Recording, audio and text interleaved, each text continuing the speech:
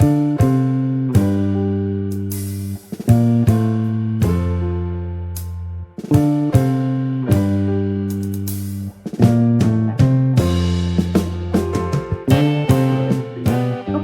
is 10 o'clock. This is the regular meeting of the Gilliam County Court. We're in Arlington today. It's March 18th. The meeting is called to order. A quorum has been established and we'll now have the flag salute.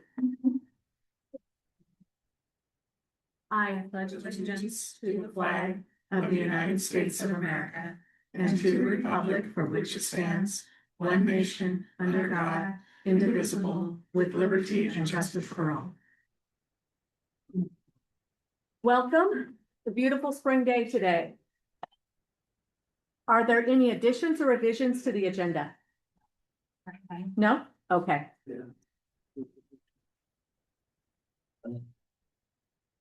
We'll now have a public hearing on Ordinance 2026-01. This is the Weed Control Special Assessment Ordinance. The public hearing for Ordinance 2026-01, fiscal year 26-27, Gilliam County Weed Assessment is called to order. The county court would like to hear from the public on this issue during this hearing. The public hearing is your opportunity to comment on the proposal before the county court makes a decision. We want to hear what you have to say, and we want you to give us your point of view. If you wish to comment on the hearing item, you will have an opportunity to do so. All persons commenting must be recognized by the judge. Please speak clearly and slowly and state your name and address for the record. Amen. Comments will be limited to 3 minutes. First of all, are there any conflicts of interest? My brother is the lead master. Okay. You've indicated the nature of the content and the extent of the conflict. Do you intend to participate or abstain? Yes, I'm gonna participate. Okay. Does any member of the audience challenge the ability of any other member of the county court to hear this matter? All right, we will now invite public comment. Doesn't appear that anyone signed up for public comment at this time. Are there anyone who is present who would like to comment on the ordinance? No? Anyone online? Oh, excuse me. Am I here for the right meeting? Is this over the weed assessment? Yes. Okay, Yes. Okay, let me back up. I'm sorry, I was late. That's okay. apologize. We did start right on the dot, Yeah, so. you did. I was late. We have just opened the public hearing. I went over the procedure. You will have an opportunity for public comment if you would like to give one. And we've opened the hearing, so would you like to comment? I just don't want to do this, and I have proof. So when that time Okay. comes, We have opened the hearing, so you can approach. First of all, state your name and your address. Take a seat, take a breath. Okay. yeah, my name is Dan Williams. I live at 73330 8 Mile Road. I believe this year we were sprayed in January, if I'm correct. I can't remember. I've been there 11 years. This has never worked. I tried to get my other neighbors to participate in this. They've obviously said we all maintain our fence lines. So of course, this morning I took a bunch of pictures because I'm trying to deal with 10 things at once. My apology here. And it's just not working. It hasn't for 11 years. I've watched this. So finally today I had the time to come in here and show up and just say, I'd like to opt out, but if the county will not allow me to, then so be it. Okay. There's plenty of green underneath all the dead growth that's along the road. I've watched this happen, like I said, now for 11 years. It ain't doing nothing. Mhm. So, I mean, I don't know if anybody's even coming out and checking their work, to be honest. Mhm. And I've watched the truck go by several times over the years, gone out. There's been a few times where I didn't smell any chemical. Now, I'm not saying somebody's doing anything nefarious, okay? But if you're not checking your work to even see if what you're doing is working, what's the point? You know, and I have 300 acres, so I'm only paying like $20 or $21. You know, you can look at it one way that it's small amount of beans here, but at the same time, you know, it's been 11 years. We go out and clean our own fence lines, you know. I don't go out when I'm trying to spray sterilant and spray on dead matter anyway. I want to get it on to the surface of the weed that I'm trying to get rid of, or even the grass. Okay, so if you're coming out and spraying in December or January, obviously there's a tremendous amount of tumbleweed that's on the edge of the road there. And I understand the idea with sterilants is to let the rain wash it down. But I don't even approach it that way with my chemical applications. So therefore, what happens is like right now with the pictures from today, I've got a tremendous amount of green along the edge of the road there. We've had plenty of rain since whenever this application was made. So, All right. and I just decided this year to come in and just say something. So Dan, even with the grading, the road grading, you're saying that there's still. Well, they don't grade up to my fence. I mean, Well, no, I know that, but I mean. I've got an edge that goes out 6 feet on some of my fence. I mean, there's green right there, and then there's dead matter. So if it's getting sprayed, that green definitely got sprayed. I'm just making a point. So it just seems pointless to me. And if I could have gotten the other neighbors to come in, I know they would voice the same opinion. We've all discussed this, but people are busy and don't have time. I get it, you know. Thank you So- for your comment. This really isn't a time for an exchange. Just want to clarify that, but we do have the weed control officer, and I don't know if you'd made contact with him, that you could maybe discuss this with him, and there may be. Peggy did, my neighbor did. So there's, I mean, enough said. We're in very good contact. Okay. Peggy Oh. Reasoner. So Mhm. she's just down the road a little bit. Thank you for So, your, and thank you for your input. and thank you for the time, you guys. I Yes. appreciate it a lot. Thank you. Okay. I have to go. I'm sorry. Everybody have a wonderful day. All right. All right. Thanks again. Do we have any other public comment? Any comment online? Okay. Wait a few moments. Okay, we will close the public hearing. The public hearing regarding ordinance 2026-01 fiscal year 26-27 Gilliam County weed assessment is now closed to additional comment. Is there any deliberation? No. Okay. Do we want to address any of the comment we received? Does Doug? The only thing I'll say is, Oh, and I wanted to say in the beginning of the meeting, which I forgot to do, we've had concerns with people not being able to hear when they listen back to the recording. So if you would come on up. yeah, the one thing I'll say is, he was talking about up to his fence line. On Gilliam County roads, they're 24 feet wide, most of them are, and we can only spray to the end of the ditch. So we don't go beyond that. So there can be stuff out there, but we gotta take and keep the roads clean. So when the graders grade, they're not plugging up. Mhm. Yeah. And if we have no problems with the edge of the road, we will go further out. But if there's green coming in the bottom of the ditch, or we'll just spray that.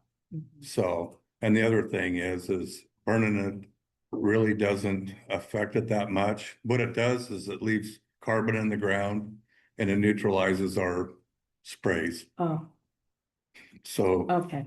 Yeah.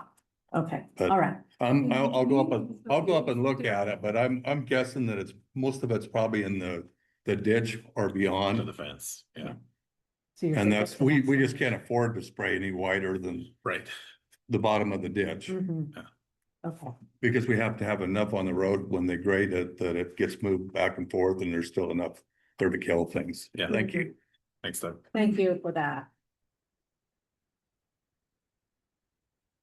Okay, so the summary on the briefing regarding this matter is that the county court held hearings on March 4th and today for the purpose of gathering evidence as to the need for identifying who will benefit from and taking public input on the special weed assessment for fiscal year 26-27.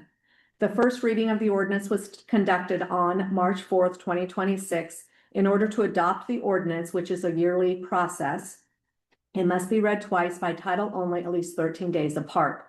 The first reading was completed, of course, on March 4th, and this will be the second with adoption today. So there will be two separate suggested motions. Motion 1 is in your briefing, and I think we're all looking at it. So who would like to take that? Also move to have the second reading of ordinance 2026-01 by title only. Second. It has been moved and seconded to have the second reading of ordinance 2026-01 by title only. All in favor? Aye. Aye. Aye. Motion carries. I will read the ordinance by title only. In the matter of the special weed assessment within Gilliam County for fiscal year 2026-2027.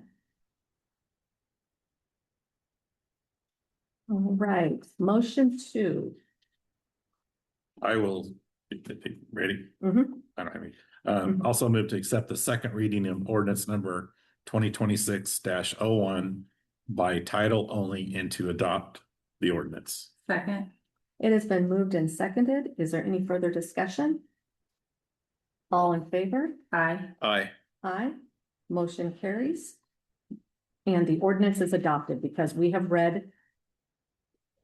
provided the second reading of the ordinance by title only, and we just adopted the ordinance. Motion carries. All right. Let's move on to correspondence and public comment. Individuals wishing to address the county court may do so at this time and at other times throughout the meeting. Speakers are asked to raise their hand, be recognized by the chair, give their name and city, and limit their comments to 3 minutes, and please approach so that we can hear if you make any comment. First item is 4.1. Well, first of all, is there any general public comment that anyone would like to give? No one else has signed up, nobody in line? No. All right. 4.1, update from Community Counseling Solutions, Kimberly Lindsay, Executive Director. Good morning. Good morning.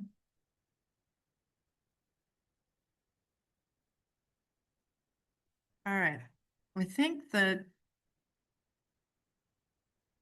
order of the documents that I have, I'm gonna hope is the order that I have is the order that you have them in. Is that the order you sent them in? I Like think number so. wise? Then Yeah. you're good. Are we good? Yeah. All right, thank you so much. And Anya said that I had 15 or 20 minutes. Does that sound right? So I'm gonna move quickly, and if you have any questions, let me know. This is the biennial implementation plan. There was some changes that needed to be made from the draft that I gave you prior, which was last fall. This was accepted and approved, and around this time, the CCO contract, or sorry, the CMHP contracts were approved at the state level between the county and the state. Do you have any questions on the plan that Gilliam County sent in? You didn't have any earlier when I went over the draft, but we had to make a few changes at their request. They just wanted us to expound on a few of the things that we'd written previously. I don't think there's anything significant. Okay. I will report back to you this fall. It is a 2-year plan. However, it wasn't complete for any CMHP until December, and it is wrapped up in June of 2027. So therefore, there's 18 months to work on it. So that's why I'll give you an update in the fall.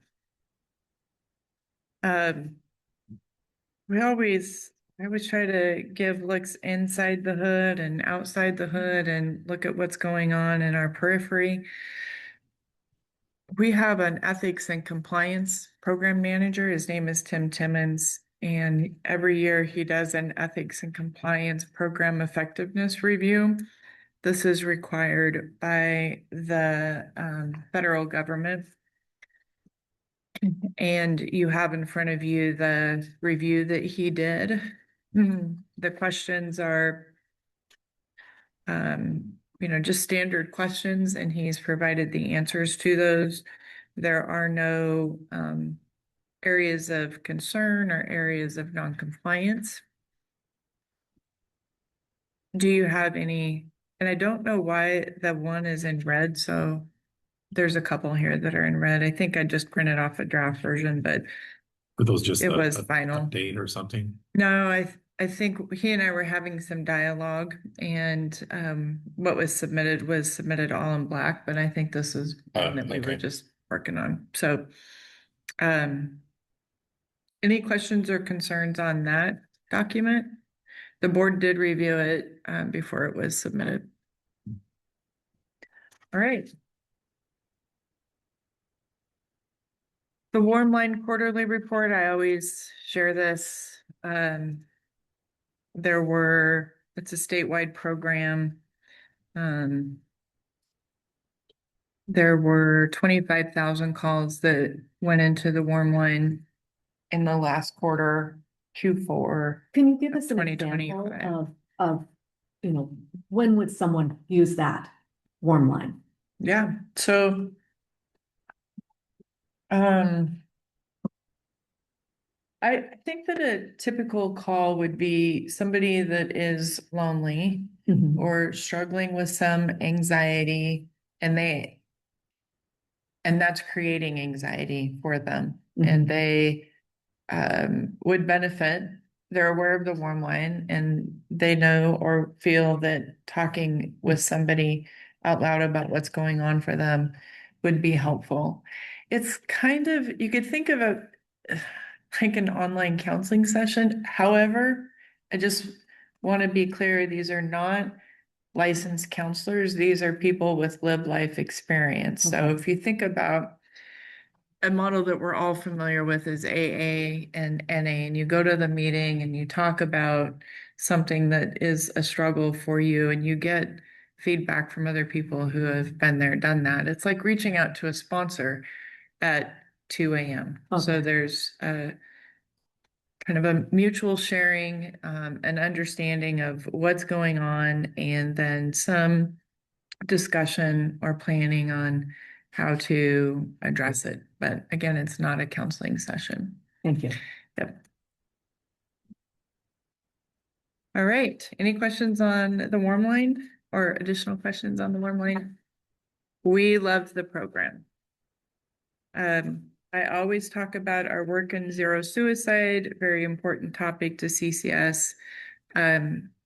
We put these, every month, Melissa Coiner is putting together these documents. So we have the trainings that we did, in this case for 2025.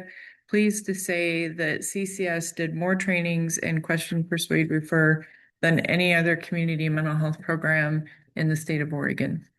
It speaks to our commitment, and we can only do a training if somebody wants to have a training. So it also speaks to the willingness of the communities we work in to train their people. Schools, county governments, private businesses have all availed of that.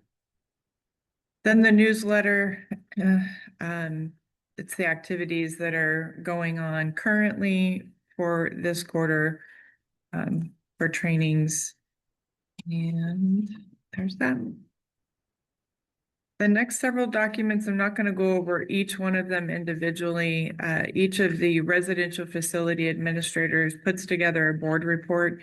You don't have a residential program in Gilliam County, but people that live in Gilliam County do access the residential programs or can access those programs. And so good information there. Any questions on those? Okay, I'll continue, keep going. This does say quarter 3, but it is quarter 4 results. So sorry about that. This is the customer satisfaction survey that we do every quarter. Gilliam County's results start on page 4. Nope. Nope. Page 10. Second one, I thought, yeah. Yeah, and so as you can see, most people were pleased with their services, with the exception of,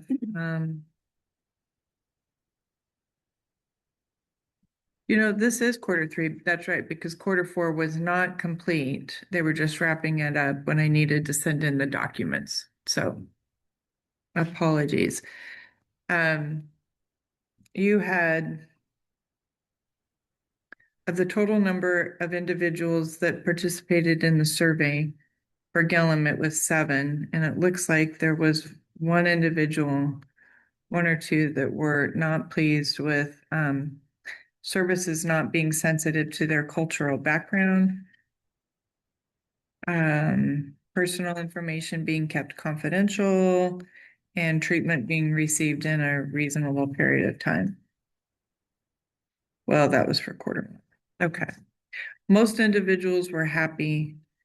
If they leave their name, then we will follow up with them and check in with them if they're willing to allow us to do that. So we do ask that. And Most of the time they stay anonymous. most of the time it's anonymous, yeah.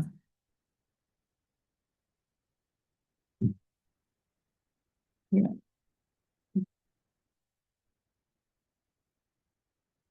We are always in some audit somewhere. I think right now we have 3 audits going on. We had a couple of audits occur last fall. You have those in front of you. Greater Oregon Behavioral Health takes care of the managed care benefit for behavioral health. The behavioral health benefit, the people that are enrolled in Medicaid for the Eastern region. So the first section, the first page is just the cover letter.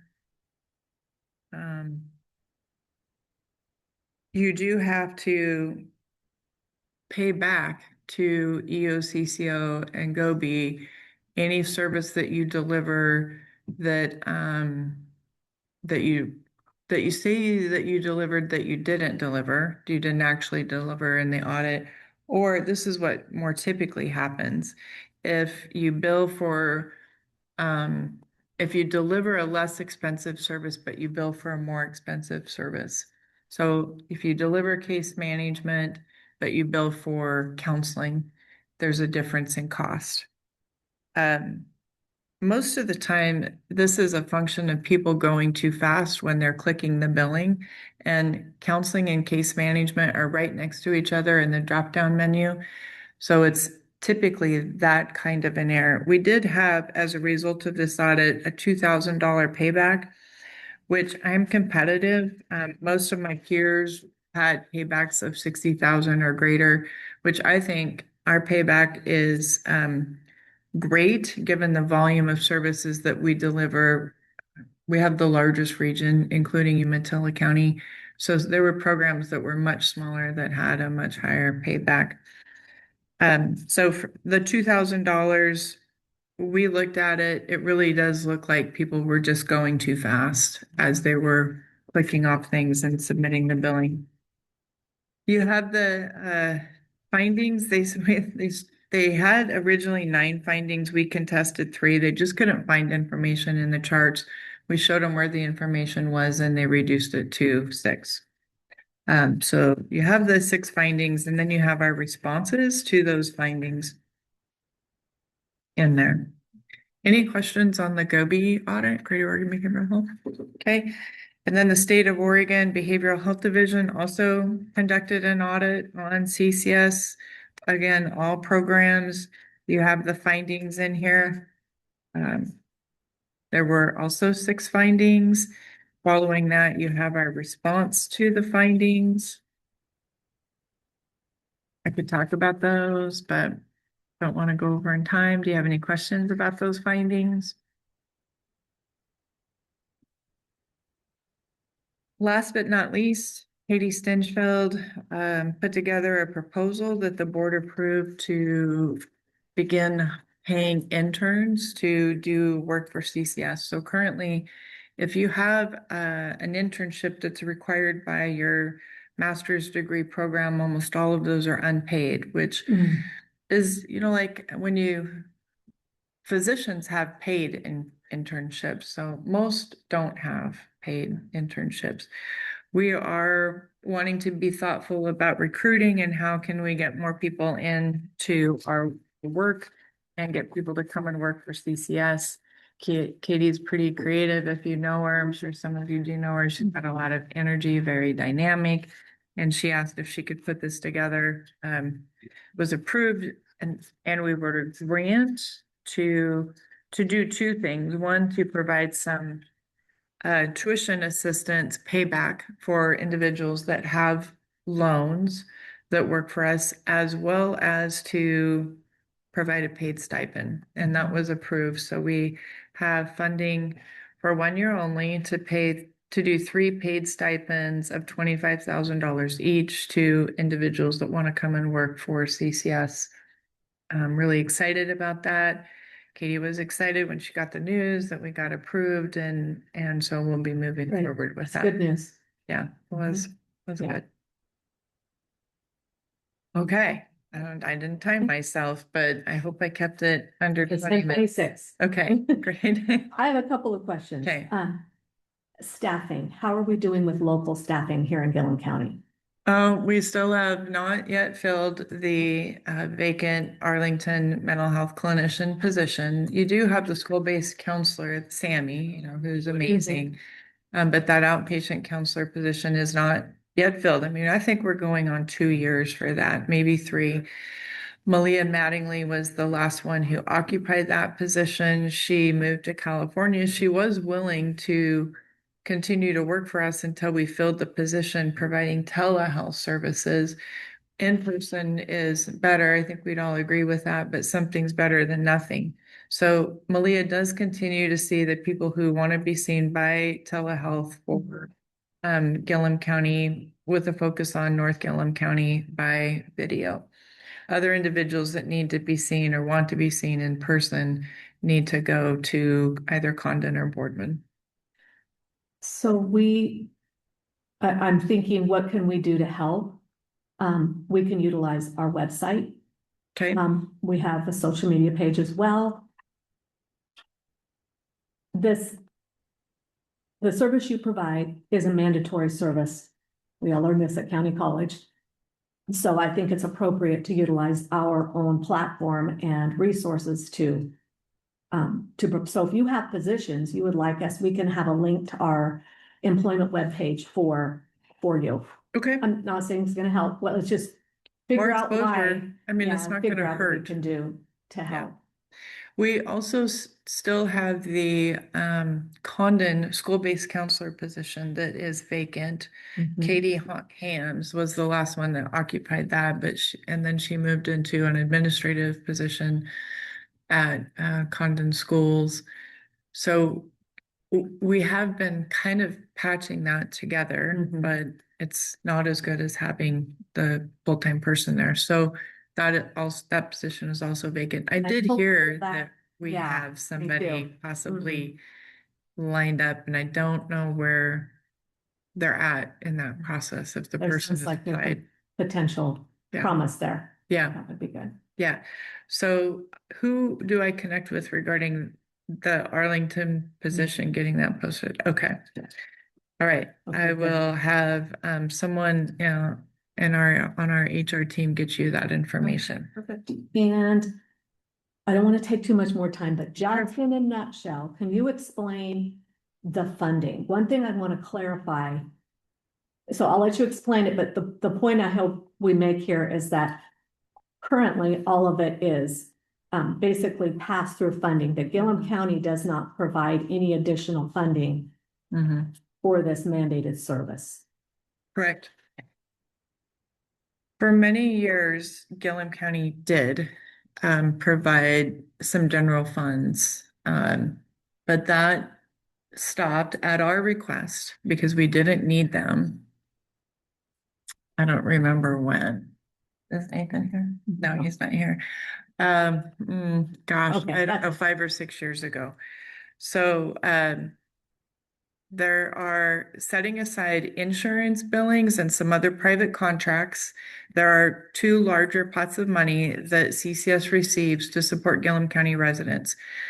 One is Medicaid, Oregon Healthcare Plan. We just talked about that. Great Oregon Behavioral Health.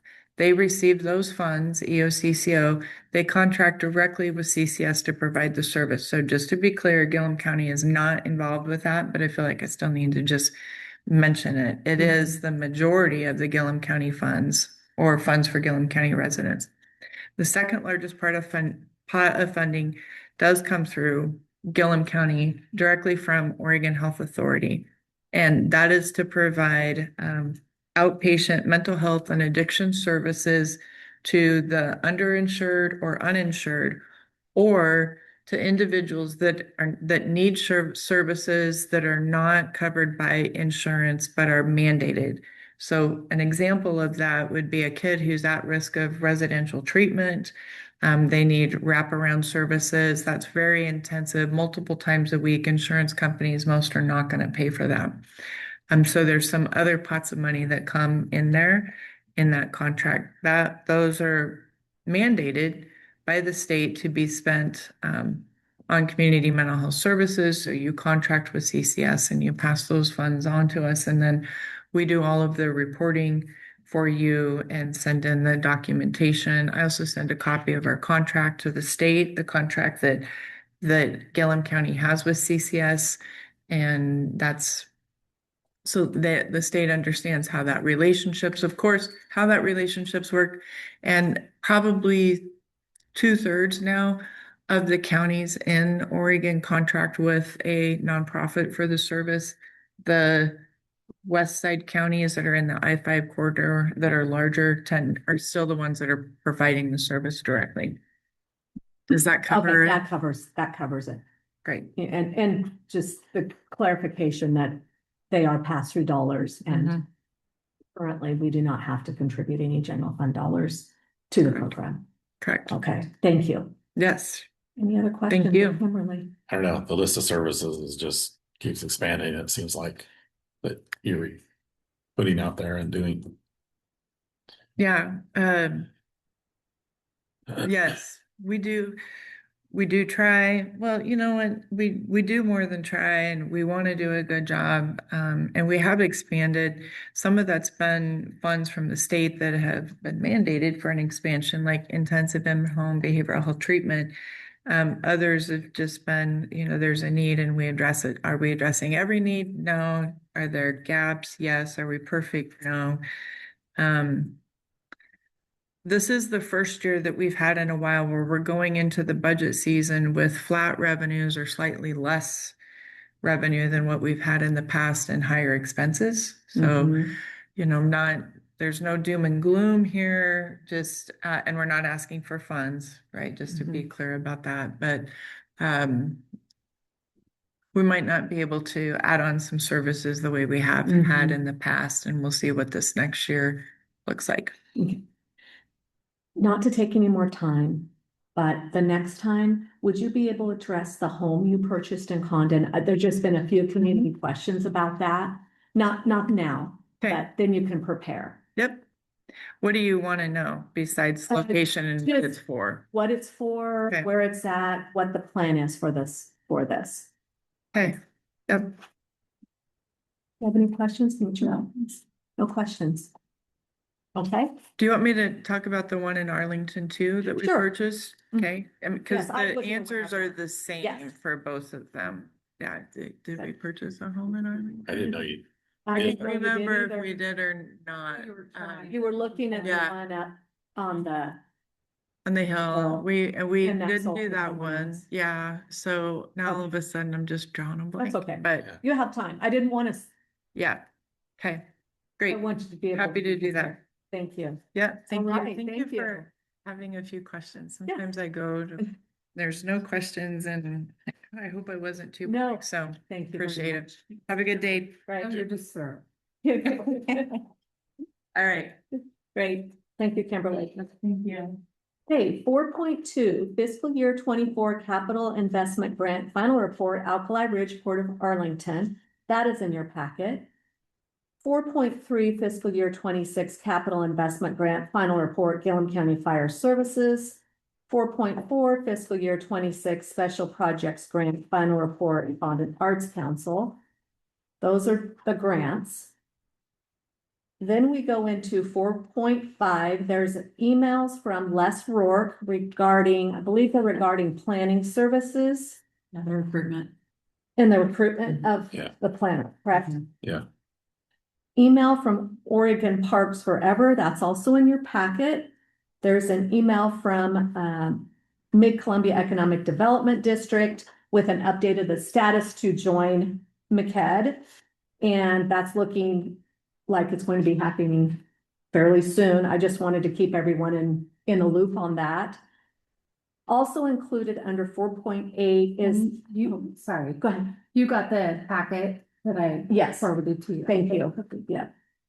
2026, 2025, 2026 assessment and tax roll summary. That's included as well. That's also on the assessor's website. 4.9 audit Cassell update. I wanted to let you all know, I don't think we have any materials on this. However, yesterday we signed an engagement letter with Marina and Company. This is the firm that offers pretty amazing service that seems very needed. It's a niche business, and at the last county court meeting, our auditor suggested that this would be an option. We met with them on Monday. Brooklyn Griffith, the finance director, Nathan Hammer, the county treasurer, Anya, and myself, was that all of us? Met by Zoom with Tanya Moffett and Rochelle Duncan Friend, I think. And what they do is, Tanya is a CPA, Rochelle is, I believe, was a finance director. She's a partner, and they gleaned from audits that they have performed or been a part of in the past that there is a missing link between an audit, an auditing firm, findings or recommendations that are that come from an audit. The way they put it into words was, they say, here's your findings, here's your recommendations, see you next year. There's a gap between that and an entity that can help local governments and municipalities actually develop best practices, work through challenges, and create programs where there's balance with job descriptions in the finance world. Tanya has great credentials. She's on state and national audit boards. And I'm very comfortable with this. We outlined for them via Brooklyn. She created a timeline and where we are with the situation with the conversion from Shavs to Cassell, so that we can prepare for the fiscal year audit ending 25. And the timeline will give them a starting place so that they're not starting from ground zero, which they very much appreciated. So they created the engagement letter based on where we're at and where we need to be, which is to prepare for the audit and get our books in order. So I was authorized at the last meeting to sign the engagement letter, which I did. I provided that to you. We will add that to the packet material for the public to see so that they can see that. It just happened late yesterday afternoon. Are there any questions about that? How soon are they coming? What they said in the meeting, and I don't know if Brooklyn's online or not. They said they can hit the ground running. They're ready to start. They have the capacity and time to start now. Okay. So it sounded like very soon. All of the data documents, the Q90 documents, that came from Shavs for Cassell conversion have been forwarded to them, and a whole SharePoint of files of everything that they're going to need. So that's already been done. Well, they've already had experience with both of those, haven't they? So Cassell for sure. They were not familiar with Shavs. Okay. So, yeah. no, that's good. Mhm. Yeah, it's old and I don't think that many Maybe Using it. counties were Still still on. using it. Mhm. I don't even think Baker County was using it. And that's where they're at. Right. Is Brooklyn online? Okay. All right. So they're on it. They're ready. They're ready to go. The rates, I do want to disclose that the rates are either, was it senior partner? It was partner managing. They do think that this is a complex project, so that they were going to, it was going to be a higher hourly rate. I can find But- it for you if you want to know just a second. Okay, it's right here. They were for partner, managing consultant, senior consultant, and consultant, and the rates range from 160 up to 315 an hour. We have to get this fixed. Yeah. Yeah. So this is where we're at. We have to move forward. And what I think we should do, I also asked if they would be able to address us as a county court. Would they be able to zoom in and let us know status, let us know where we're at? So I think we should set a time, You the kind of, next meeting for them to do that. That will give us 2 weeks to see where we're at. What do you think about that Yeah. idea? some updates. Yeah, be nice. Okay. Be nice. Yeah, we're done. Mhm. But no, I'd like It'd to be hear great where in they're 2 at. weeks to be Yeah. finished, but Yeah, we might I be. think it's updates and We do have to realize that what we've listed here is what our auditors told us we need to become ready. We don't know what else might come up as well. But, yeah, okay, I think we have a plan. And that's what we have to do. Is there anything on that? I'm glad to hear they came so soon, so. They did, and it was by Zoom. Yeah. They believe they can do all of this virtually. Brooklyn was a little, she said, I can come to you. She said, sometimes it's better to be on site. She said, I can do my own work in the corner anywhere. So if it comes to that, they are based out of Portland, so. whatever we need to do. Mhm. I can see, well, depending upon how this goes, I It'd be can cheaper to see, send her there than yes. pay Mhm. for them. And that's what they said is cost, as well. They did let us know they're cognizant of the cost too, because they understand. But I can see some growth with this. I can see potentially some help for other entities that may need help. I can see help for us in developing, being sure that our job descriptions are reasonable and balanced, and the workload is reasonable and balanced. So I think this could be a very positive thing. Okay, 4.10, there's a letter from Linval, and I believe it's regarding the child care or funding that was included. Are there any questions regarding the items of correspondence? No? All right. 5.0 consent agenda. Included, you have 5.1, consider approval of agreement with Oregon Health Authority for the financing of public health services. 5.2, consider approval of professional services agreement with Catalyst for BEAD execution. That's the broadband grant. And I was authorized, but I'm including it because I just want you to see that in the consent agenda. 5.3, consider approval of regular meeting minutes. Do we have those included? For February 18th, we don't Okay. have the March 4th ones. yet. Okay. Okay, Those so, were the ones you sent out the other day. Yeah. Yeah. right. Okay, so those are your consent agenda items. I moved to approve the consent agenda. Second the motion. It has been moved and seconded to approve the consent agenda. Is there any discussion? Okay, all in favor? Aye. Aye, motion carries. Okay, page 2, unfinished business. We have no items of unfinished business on the agenda. 7.0, new business. Consider approval of second amendment to road use agreement with Leaning Juniper Wind Power 2. Are there any questions? Are there any comments regarding this road use agreement? Let me look here. The agenda briefing does summarize the reasons. Just changes in the roads that are included. This project is gearing up. We have a suggested motion. Do you have any questions? I don't, do you, Leah? No, I don't. I'll also move to approve the second amendment to the road use agreement from Leaning Juniper 2 as presented. Second.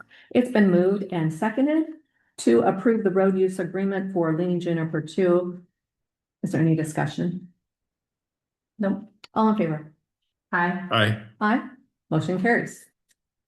Okay, 5.2, 7.2. Presentation from Brookfield Renewables regarding Saddle Butte Wind Project. We finally got to you. Okay, we can pull another chair. Thank you. Should have had 2 chairs. I didn't think. Yeah. Okay. Have to go see your hip guy.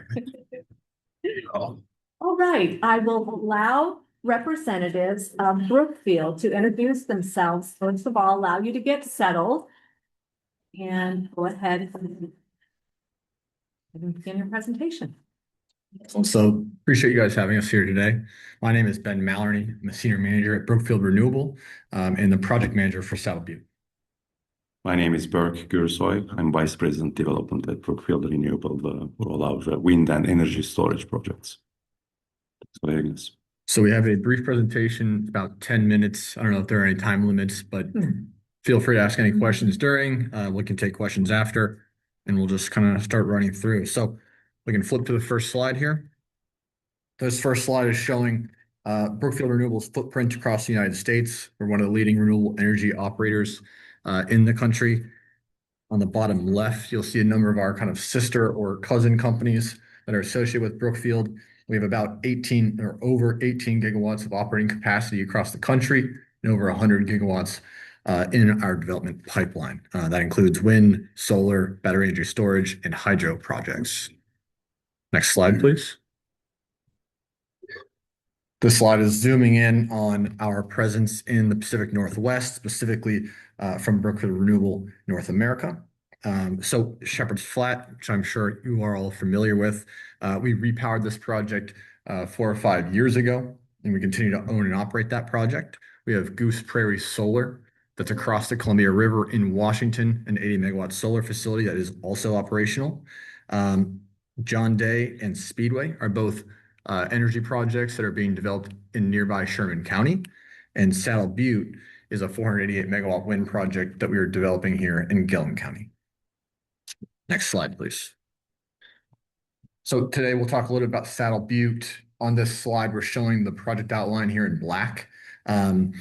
Just kind of giving you a sense of where we're sitting within the county. We're about 7 miles southwest of Arlington. Next slide, please. We will zoom into the project area. So to the north, we have the waste management facility. In the kind of running through the center of this project area is Cedar Springs Road. In green, there's a kind of diagonal line running through the project area to the north. That is an existing BPA 500 kV line. There's also a 230 kV line sitting right next to it. The green triangle is showing where the BPA substation will ultimately be built. So BPA will build a 500 kV substation to facilitate our project. And we can talk a little bit more on that on this next slide, and we can flip back if needed. But the project area specifically is around 12,000 acres. It's primarily cattle pasture. There is some dry land wheat as well. The project will be up to 69 wind turbines and 488 megawatts. And there will be an option of a battery energy storage system that will also be up to 488 megawatts and 4-hour duration. Going back to the interconnection piece, so the substation that BPA is building is called Diamond Butte. We have already signed an engineering and procurement agreement or an E&P agreement with BPA. That's allowing us to allocate funds to them so they can start to order long lead equipment, design the substation. So this is all in process today as we speak. Ultimately, the intent is to have that substation up and running by the end of 2029 or earlier if possible. Kind of down here on the bottom of this slide is our anticipated schedule. So anyone who had participated or joined our NOI meeting that Odo put on for Saddle Butte would have seen something similar to this schedule. It does look slightly different. So I'll just kind of highlight that we are actually going through concurrent permitting processes right now. We will continue to go through the permit process with Odo through the FSEC process. And then we will start the conditional use permit process with the county. This was made possible by recent changes in Oregon law that we're intending to take advantage of. So looking at the schedule specifically, we'd like to submit our application in April. If we are able to get that application deemed complete, we'll be able to hopefully have our first planning commission meeting in May. If there's a continuation needed, we have the June meeting available to us, after which, if all goes well, and we receive a conditional use permit, we'll be able to start construction in Q2 2027. 2-year construction window would put us in operation by Q2 2029 in kind of parallel with that BPA substation.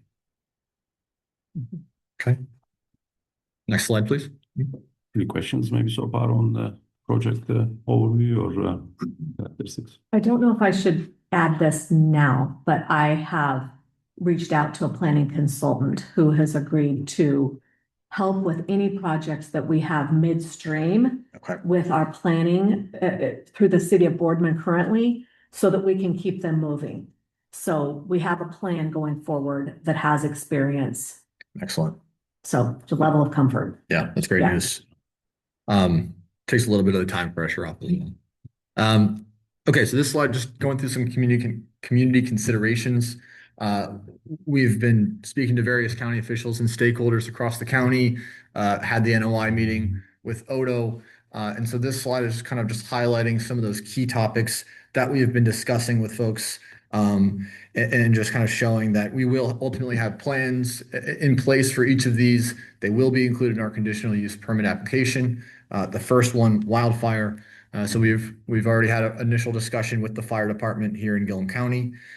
We will ultimately put together a wildlife emergency response plan. We'll also have an emergency response plan on top of that. As far as the battery energy storage system, you will have specific measures related to that. We'll bring on an external consultant to kind of discuss or take time with the fire department to make sure that they are very clear on how they would be able to manage that battery energy storage system, and have any equipment that they ultimately would need for that. Traffic control, again, coordinating with the roadmaster Dewey.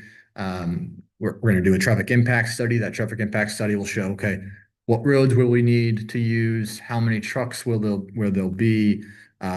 Ultimately, this would lead to an RUA with the county, a road use agreement with the county. On housing, again, we have actually hired an external consultant to look at housing around the area. So what they do is they say, okay, what is the current occupancy rates within an hour drive of the county or the project area? We expect 200 to 300 folks that might work on the construction of this project. And what they found was there is plenty of occupancy within an hour drive. And ultimately the EPC who we will hire to actually build the project will need to figure out kind of how those accommodations would be. But we know based on this study that there is plenty of occupancy within an hour drive, if not specifically within Gilliam County, but within other nearby communities as well. Emergency services, at the risk of repeating myself here, but coordinating with emergency services, fire services, et cetera, health district, making sure we're accounting for that, making sure they've seen our plans, et cetera. Those plans will be in the conditional use permit. And then the last one here, water supply. We'll use water that is ultimately permitted correctly commercially at nearby water sources, and hoping to continue to advance that as we develop this project. Next slide, please. So we think this project will bring significant economic benefit to the county and the surrounding community. First and foremost, there will obviously be significant tax revenues. We'd like to work to capture those with a strategic investment plan. During construction, like I mentioned, 200 to 300 construction jobs we're anticipating, 300 being the kind of the peak number of folks that'll be on the site at any given time, but maybe an average of 200 is more reasonable. And just to be transparent here, I've included a lot of numbers here. What we've done is the same outside consultant that has assisted with the housing assessment, so their name is Eco Northwest. We've provided inputs to them. How much money are we going to invest? How many construction workers we're going to have, et cetera. And through a software called InPlan, they output some of these numbers. So if I say, okay, we're going to invest this much, we're going to have this many jobs, they say, okay, that would mean 200 to 300 indirect supply chain jobs at local companies providing materials, equipment, services, et cetera. So these are preliminary numbers based on our current modeling. We'll continue to hone these in, but just want to be very clear where these numbers are coming from. We're not making them up. We're using software to try to estimate them, but we should understand how we arrive at those. During operation, we expect it to be a 30-year life of the asset, 10 to 20 full-time employees for this asset for operation and maintenance. Similarly, there are indirect economic benefits from having those full-time employees in the area, as well as the project in the area through goods, materials, services, et cetera. Can I ask how many employees does the Shepherd's Flat project currently employ? Do you know for full time? I don't know off the top of my head. It's in the 20 to 25 range, I believe. But I can actually double check and confirm that figure for you. But the 10 to 20 is educated directly from the folks that work on that project. So that's where we got those numbers. All right, we can go to the next slide, please. Okay, so as mentioned, we're continuing to coordinate with county officials, stakeholders, et cetera. So we've held in-person meetings with a number of folks. I won't spend too much time on this specifically, but we're going to continue to collaborate with the county and with all necessary parties. Yeah, absolutely. To clarify before there's any questions, any meetings that happened between the judge and commissioners were not public meetings. They were separate meetings between you and the individual. Correct. That's I just wanted, head something off. That's right. So we Yes. Correct. We all gonna have individual Zoom meetings. We had a very similar presentation to this to introduce the project, and you guys have been helpful and grateful in giving us specific contacts, et cetera, within the county that we have been continuing to coordinate with and allow us to kind of get to this point today. Okay, so Oregon Department of Fish and Wildlife. I won't highlight all of these, but this one's an important one. We've had several meetings with them. We've brought them out to site. We actually are going out to site here later this afternoon to meet them again in the project area. So we are coordinating very closely with them. Ben, do you remember the name of the guy that's at ODFW? Yeah. So the analyst assigned to us, her name is Lindsay Summers. Her boss, who we initially were working with, Jeremy Thompson. He has since taken a higher role and has been replaced by a woman named Jordan, who we'll meet for the first time in the field today. Okay. Yeah, because I was just at our last Korea meeting. There was a gentleman. I should have his name, but I forgot it. But he's into a new position also. So okay, if you need a contact number, yeah, I'll just get that to you, his name, and that'd be great. True. Yeah. Yeah. I'll skip some of these, but basically all we're saying here is we will continue the necessary coordination with state departments. There are a number of studies which we'll go through on the next slide that will require their concurrence. So we will send those out to those necessary departments and have them provide comment. But I do want to highlight cultural. So we reached out to the state. The state says, okay, these tribes might have an interest in your project. So we have started to early engage with those tribes. Actually, last year we started talking with those tribes, two of which have had kind of really participated in the project so far. So we've actually conducted all their cultural surveys as of 2025. Two of the tribes participated in those surveys. We now have a cultural resource report that has been drafted and sent to each of those tribes for comment and feedback. We are expecting to receive that in the near future. Once we finalize based on their feedback, we'll then send that to SHPO for their concurrence. So that's kind of how we're handling on the cultural side. And we do have two that are participating.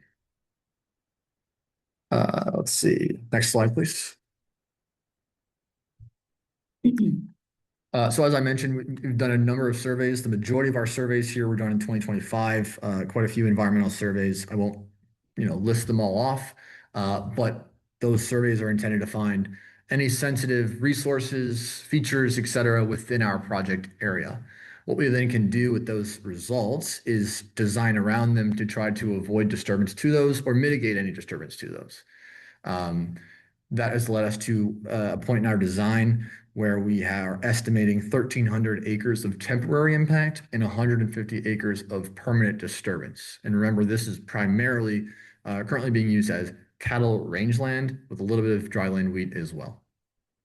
Is this all on the, let me see, is it the north side of Cedar Springs Road? It's north and south. North and south, it's both sides. Correct. What about the Oregon Trail? The Oregon Trail, my Yeah. understanding, follows Cedar Springs Lane like traditionally historically. Our cultural resource survey did not turn up any physical remnants of the Oregon Trail, so there's no actual physical evidence. So we don't expect any I concerns. think it is further Yeah. east anyway. Yeah. So Okay, south. just, I didn't see it. Right. So ultimately what matters is like, do they find physical evidence of the trail, wagon ruts, et cetera? We have not to date found anything evident from the trail. Thank you. So the wind project will include, typical features that you'd expect the wind project to include. So wind turbines, collector lines, so that's underground 34.5 kV cable, crane paths, access roads, et cetera. It's a standard wind farm. We have a number of studies and plans that we're looking to kind of conclude or finalize. Those will be included in our conditional use permit. Again, I won't list off all the plans, but all these plans, again, emergency response plan, et cetera, that will be required by both the county and the state, and those will be included in our application. And then final couple slides here.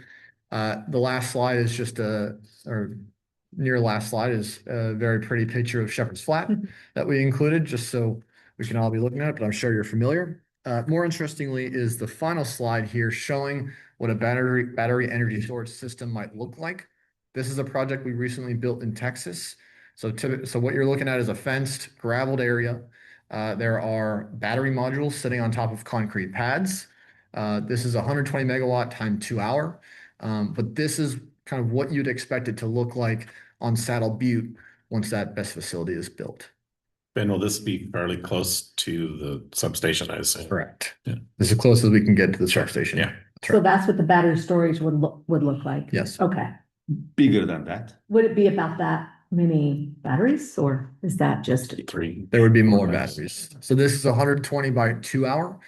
What we are proposing is up to 488 megawatts by 4 hour. Okay. So quite a bit larger, Okay. but again, it's an optionality. We have not determined the exact size that we will build, but we would like to permit up to 488 megawatts in a 4 hour battery. Okay.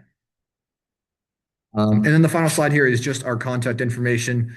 So anyone can feel free to send us an email directly, ask any questions. We'll take any questions now as well.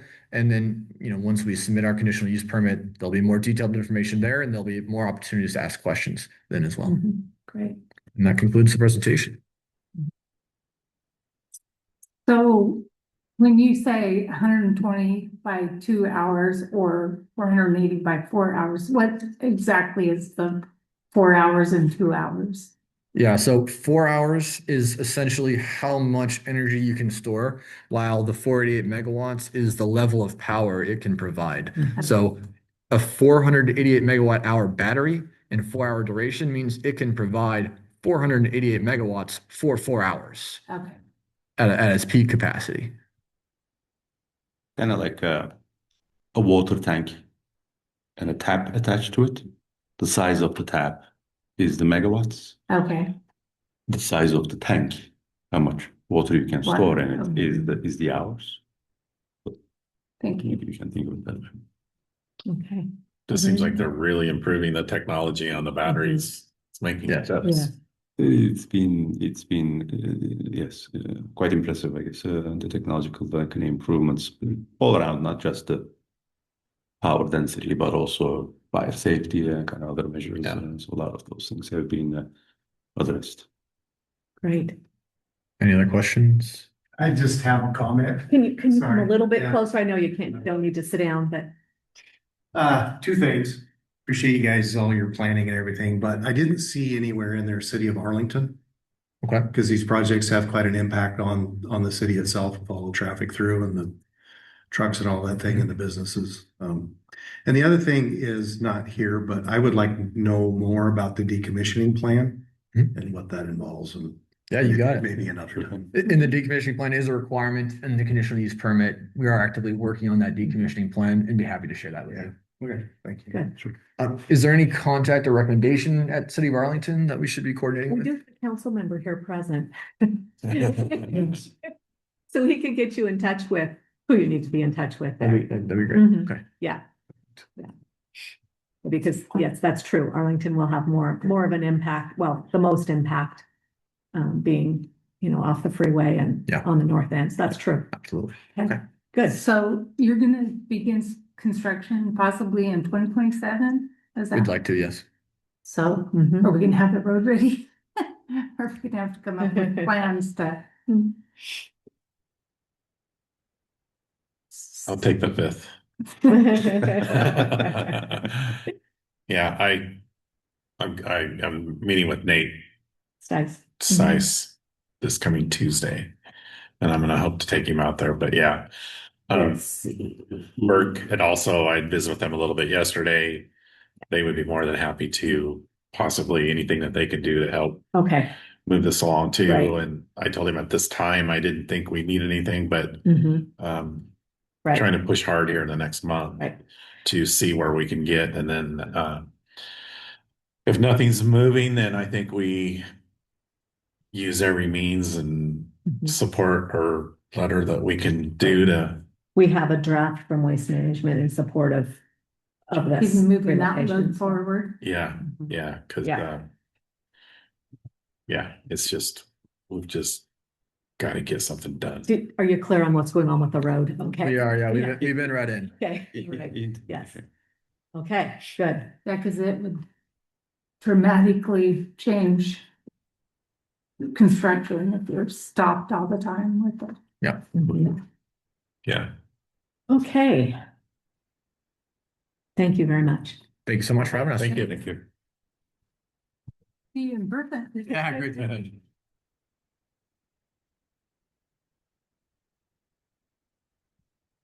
All right, 7.3, consider award a bid for Fairgrounds Office.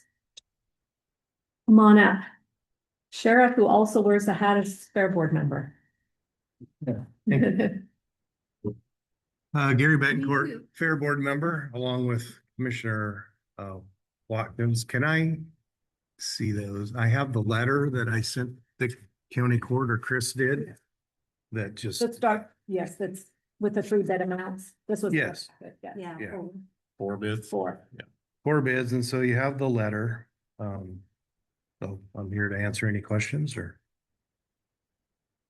So the background on this office, when did it go in? Do we know the year? The old mobile home? Uh-huh. I don't know the year. George Kleinbaugh donated that mobile home and it was moved in there and set up and been used till a couple months ago. And the issue with the building is it's extended, it's exhausted its useful life. It was leaking, like it said. It was leaking, the roof was saggy, and Mhm. the porch was unsupported, basically rotting out. So Was there any, you did your due diligence on this, I know, but let's just talk about, you looked at other avenues. as I opposed looked to at- new construction. yep, too, I looked right? at other options pre-manufactured, Mhm. and those costs were as much as a new build. So Uh-huh. that's the direction we went. Okay. Wanted to cover that, and then this whole plan is going to it will roll in, OSU Extension will be moving to this area, which will save us some costs. Yeah, so we have a verbal agreement with the 4-H OSU Extension Mhm. Service 4-H in the field. What is the other person? Field rep or Yeah, the extension Extension agent. agent. extension Yes, agent? Skylar. Yeah, to move in there, just because we feel that the fairgrounds is underutilized. Mhm. And we feel with them up there, we'll have not only somebody there every day, but also there'll be more uses, I Mhm. think, for Yeah. ongoing use. Well, I think a lot of the 4-H projects, their meetings are held there, so it only makes sense that, Mhm. Right. Maggie's like that. And they use the facilities. Archery uses the barn. The dog 4-H group is trains up there. Mhm. So Well, I feel we have a good thing going up there with the event center. I think that between the event center and the RV park, there's some real opportunity for economic development and growth. This is, the 4-H side, but Mhm. your youth are going to see everything else that's going on up there too. And it's just a good thing all the way all around. right. And we already have 3 or 4 requests to use the new event center. Oh, good. They haven't been scheduled, waiting for completion, but I think we're there. So yeah, it'll be good. And then we have in the works an agreement being drafted between Gilliam County and OSU. Mhm. I haven't seen the rough draft yet, but Good, it's in the works. great. I would just comment, Kirby Nagelhout did the construction on the event center. And the guy that manages the projects is really good about holding the subs feet to the fire. When they're doing construction, he's not letting stuff slide, so. Yeah, and he is, and I had a conversation with him the other day about this project. They're ready to get started, and he said it's very, very tight, but it's possible he could have it done by the middle of August. Great. But there's no guarantees there because we don't know Yeah, what's going to come up. So so we're gonna do alternative plans for yes, the fair office if we have to, so. Right. Okay, so you and I spoke yesterday about the possibility of authorizing the county judge to sign the contract, so we don't have to wait 2 weeks. So That was- did you want to? that was going to be my ask. But here's the thing: Okay. we'll be only be after looking at the schedule with Chris today. Right now, we're negotiating with Kirby on some contract issues. And so by the time we get that worked out, So no. well, so the 30th, it would be about the day we can probably finalize that contract. And it's only a couple more days until April 1st. So, I That's- mean, if something should occur, we might save a week. Okay, So, So we could authorize the judge to sign the agreement as long as all the conditions are met, I believe. yeah, and that's still my ask, because they are ready to start Okay. the groundwork. But I just wanted to be clear that it may not end up until 2 days before your next meeting anyway. okay. So I don't know, but you guys can handle that however you wish. I'm good with it. Okay, Do we wanna approve it with yeah, so you could, authorized with making sure that the conditions are met, that. Yeah, the only thing at dispute right now is there's nothing in the contract currently for contingencies. And they want that added for change orders or, things, unexpected things that come up. There's nothing, the contract we presented, there's nothing in there for those things. So, The good thing about where it's gonna go, they're not gonna have to build up, they're just gonna dig down, right? For the Mhm. crawl space and Yeah. stuff. yep. It's not gonna be the level that the event center had to go through. Correct. so this is what I'm hearing. Just so we're all clear before a motion's made. And of course, we're going to have a motion to approve the contract, but as far as authorizing the county judge to approve the contract, in the event that contract conditions are negotiated. Does that sound right? Between now. Yeah, I mean, really, it's just adding verbiage for contingencies. It's not currently in there, one that works for them and will work for the county. Mhm. I would actually use the word contingent upon the contract being negotiated. Instead of. Contingent, Mhm. okay.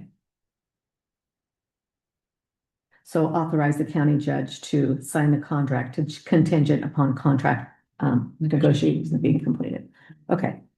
Sounds good. Whoever's gonna make the motion have that. More importantly, we need to approve the So probably 2 motions, right? yeah, let's do Yeah. 2 motions. I think it would be more clear. So let's start with the approval of the low bid received from Kirby Nagelhout Construction in the amount of $653,910 for the Fairgrounds Office project. Do we have a motion? Do you want that verbiage in? No, we're gonna do 2 separate motions. Okay, I think is okay, what we're all right. gonna do, and we'll handle the next one next. I'm on the fair board. Okay, I can make the motion. I'll make a motion to approve Kirby Nail Out Construction, award them the bid of $653,910 for the new Fair Board office. Second. it's been moved and seconded to award the low bid to Kirby Nagelhout Construction in the amount of $652,910 for the Fair Office project. Is there any discussion? All in favor? Aye. Aye, motion carries. Okay, now for the contract. Is there a motion to authorize the county judge to approve the contract contingent upon contract negotiation completion? Oh, So moved. so moved. Okay, I'll second. do we have it? Yeah. All right. Okay. It's been moved and seconded. Is there any further discussion? All right, all in favor? Aye. Aye. Aye, motion carries. Thank you. Yes. And in the packet, I think, was the notice of award that needs to be signed by you with that Okay. approval, and All right. Chris will get that. I have that. Okay, Chris will get that sent to them today, so that actually starts the time clock. Yeah. 10 days to get the Mhm. contract. we also have the fence. Oh, yeah. Yeah, so the next agenda item is the fencing for the project. Yeah, that bid is from Mobley Fencing in the amount of 9,000. I don't have the exact number, little over $9,000 for 200 feet of black chain link fence that will match the fence around the event center. So this chain link fence will go around the fair office, is that? Yeah, it'll be from the main entry gate south to the corner, and then we'll turn and go east Okay, to the wood yeah, to the, wood The other- existing wood Where the fence. back gate was. yeah, Yes. okay. I'll so move to approve a fairgrounds offing fence bid from Mobley Fencing in the amount of $9,037.50. Second. It's been moved and seconded. Is there any discussion? All in favor? Aye. Aye. Aye, motion carries. The last Okay. question I have is, will the county supply the rock Um, for the project? we'll check with the road department. Sure. Well, he said that it had to be county court approved. Mhm. Whoever the contractor is will be responsible for loading and hauling, Mhm, but it's county rock. mhm. County. When were you gonna need this? Oh, in the next month. Oh, okay. How much? Any idea how much? I don't know. Will you work with Yeah, I'll him give to it. make? Yeah, get a hold of me or I'll get a hold of Dewey. Okay. Mhm. I mean, is it 100 yards? Is it 1,000? I mean, Mhm. that's all I wanted. Yeah, I don't really know. Okay. Okay, thank you. Rock. All right. All right. Thank you. It's looking really nice up there. We're getting there. Yes. Oh, another thing about Fair Board. The legislature, during the special session, approved. Now tell me, maybe I should let you speak. I think it was 550,000, but I think we looked at it and it would not come into play until the end of 2027. Is that what we It'll looked at? be, December 2027, they. Yeah. Estimate. Yeah, So not this budget year, but next budget. Yeah. Not the Yeah. budget year we're working on. Yeah. yeah, so we just budgeted the 79,000, same that we got last year. So they took the cap off of lottery. So it's 1% of lottery divided by the 36 counties for fair funding, right? Yes. Okay. Unless you had horse racing. The horse racing commission gets a good chunk. Yeah. So when I haven't seen any firm figures, but will that be biennium or Yeah, the 500? Representative Owens came out and said it would be 550,000 per biennium. Oh, So that's about good. 275,000. So that correlates kind of to what I heard, which was your current funding is $80,000. And it would be 100 to 200% of that. And it all depends on how much people are gambling, I guess. So, Seem to gamble a lot. yes. Okay, that's very, very good news for fairs. Very good news. Yes. Okay. So meanwhile, I think we're ordering chairs and tables for the building, so. So people can start using it. Great. Okay, 7.5 housing study, discussion and possible action. 7.5. Okay. Previously, we received a letter from Pioneer CDC. Let me back up.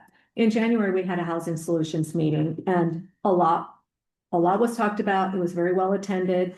We had the state participate and talk about their programs. And I think some good outreach has been done by the city and the port potentially regarding resources with the state.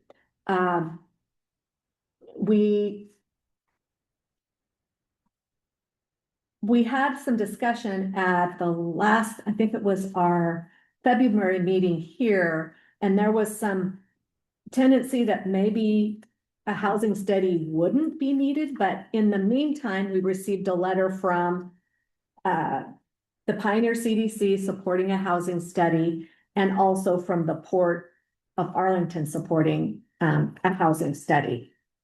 So let's just open discussion about the direction we want to go with this.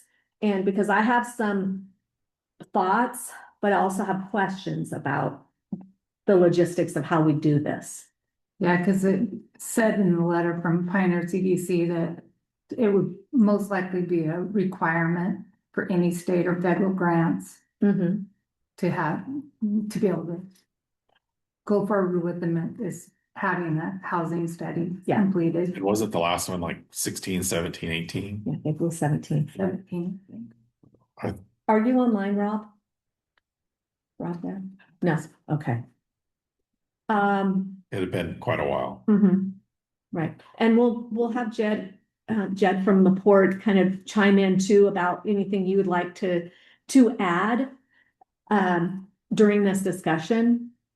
But one of the things I would hope is that potentially the Pioneer CDC could manage the study. I don't know what the thoughts on that. It's in their wheelhouse. Currently, we do not have a planner. And if we had a land use planner, this is something that they could do. But that's what I think of. Who's going to manage this? So I think we need to do that outreach if we're comfortable with that. How do you feel about? Yeah, did they mail the last one? I mean, how did they conduct the study? I wonder. That we would need to research, and I do believe the CDC was the entity Mailed that it. handled it. Okay, As long as they're willing, I think they're the right entity. But, I am open for input there. I think that's a good direction to head Yeah. to start with. I think we'll need a commitment from everyone that we will abide by the findings. I think we need the cities involved too. We've heard from the city of Condon, but we haven't gotten a lot of feedback from the city of Arlington yet. So do you know how the city of Arlington may feel about a housing study? I'm sure they'd be open to it. I know right now, the city is working at expanding our urban growth boundary, Mm-hmm. basically bring everything that's up there. And Okay. for development. Mm-hmm. All right. So then the other thing is like, so what cost are, are we looking at? well, when Because Carla we- told us, she said it could be as much as $100,000, but should Gilliam County bear all that cost, or do we want others to? Do we want this to be a joint effort financially? That's the other thought.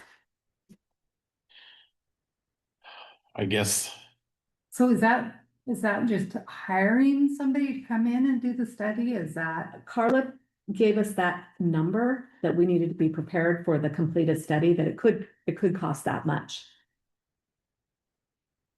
So, because it's Mhm. more than just a survey. Oh, yes, it's more than just a survey. It's a full study Including. for both communities and the county as a whole. That's what Morrow County did. Okay, God, again. so did Morrow County Find it. just put the bill or, I don't know that. okay, That I can ask her. Maybe Pioneer could find out from somebody to give us beginning ballpark also. Options. I mean, Mhm. I don't know. Kind of, What's the goal? What is the goal of the study? Is the goal of the study to truly find out what people want in housing? Is it family housing? Is it workforce housing? Is it a variety of things? Is it construction housing? I mean, we have a project that's not permanent housing, but it is part of the equation. I mean, if this isn't gonna be done today or tomorrow, so Yeah. maybe we just, don't see that happening in time. yeah, For some of that, but I don't know, I guess my thoughts.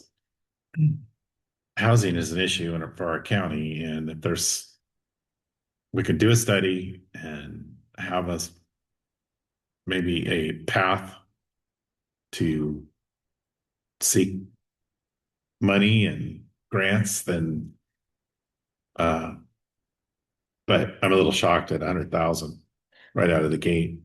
and that was just a ballpark, and Yeah. that only came from when the subject came up at our Housing Solutions meeting. so we could fund that out of the economic enhancement Yeah. ordinance, Mhm. the housing.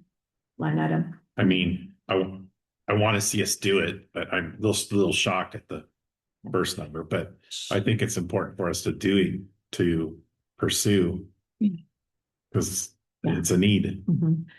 Can you come a little bit closer? We can hear you, Mark. Thank you. One of the things that interests me is within the next 5 years, based on the amount of construction that's gonna take place in the county. I mean, we could be at any given time 500 to 1,000 workers in the Mhm. county. And my thought is to focus on how to keep those people in the county, whether it's temporary housing, temporary trailers, setups, Mhm. because most construction workers travel on fifth wheels. Right, And yeah. Mhm. that's a lot of revenue to be generated within the county itself. Rather than have them traveling from Boardman. I thought the same thing when Ben spoke about the 1 to 200 employees and, Well, yeah, he's talking a minimum of 200 and up, and yeah, other projects that are taking place. There's gonna be a lot of work in the county, yeah. and the county needs to capitalize on that. It wouldn't. And cities. Yeah, counties and cities as a whole. I mean, when I say county, I mean All of us. Arlington, Condon. Yes. Right. So should we have a work session to move this forward. Bring think about that for a moment and tell me what you think.